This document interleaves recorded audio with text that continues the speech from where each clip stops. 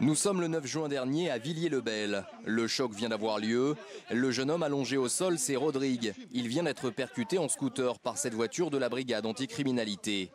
Autour de lui, les policiers en civil lui portent assistance en attendant les secours. Quelques mètres plus loin, le deux roues est couché au milieu de la route. Le blessé est évacué vers l'hôpital parisien de la Pitié-Salpêtrière. Il ne se réveillera qu'après 20 jours de coma.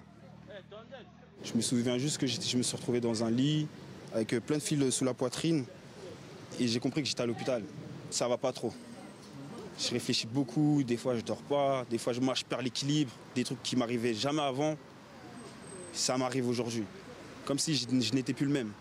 La thèse de la course-poursuite dans les rues de la ville avait été immédiatement écartée par le procureur, mais des divergences sont apparues entre la version du passager du scooter et celle des policiers.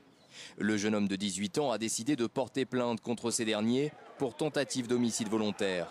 Les policiers ont indiqué qu'ils avaient pris en chasse le scooter, qu'ils souhaitaient l'interpeller. Et comme par hasard, la voiture de police percute ce scooter. Donc selon moi, il n'y a pas de coïncidence. Et il s'agit bien là d'un acte volontaire. De leur côté, les policiers nient s'être engagés dans une course-poursuite.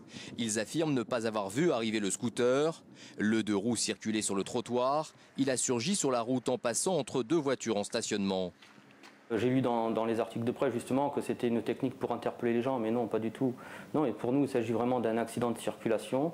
Les policiers ne s'amusent pas à écraser les gens gratuitement. Et au contraire, psychologiquement, le policier au volant a quand même subi un choc. À Villiers-le-Bel, cette affaire a ravivé le souvenir douloureux des émeutes de 2007. Deux adolescents de 15 et 16 ans avaient été tués dans une collision entre une mini-moto et une voiture de police.